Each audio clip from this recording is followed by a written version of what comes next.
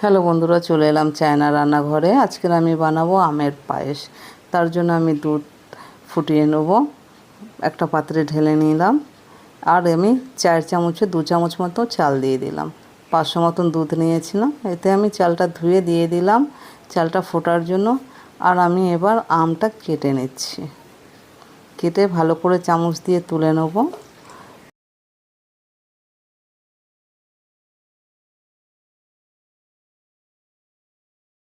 আমার দুধটা ফুটছে, আমটা পেশা হয়ে গেছে। আমি একটা পাত্রে ঢেলে নিলাম। এটা মিহিন করে পেশা হবে। আর চাল আর দুধ এটা ফুটছে এই সাইডে। আমি অন্য সাইডে আমি নিয়ে নিলাম একটা কড়াই। তাতে আমি দিয়ে দিলাম 1 চামচ মতো ঘি। দিয়ে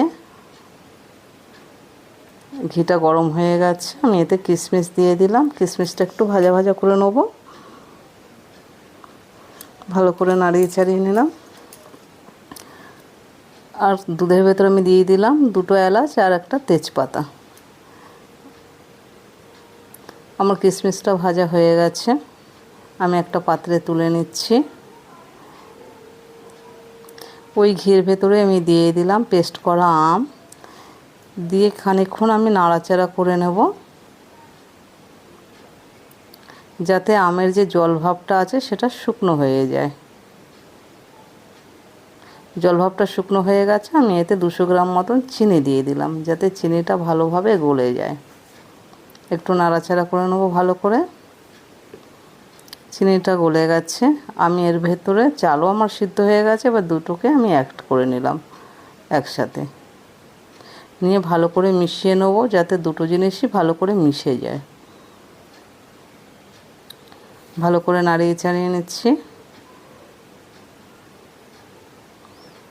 এতে আমি দিয়ে দিচ্ছি ভেজে রাখা কিশমিশ।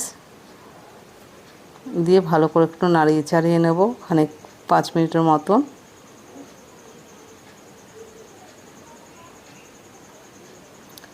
আমার পায়েস রেডি।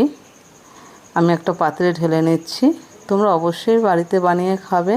যদি ভালো লাগে আমাকে কমেন্টে জানিও। আর আমার চ্যানেলটিকে সাবস্ক্রাইব করে লাইক শেয়ার করে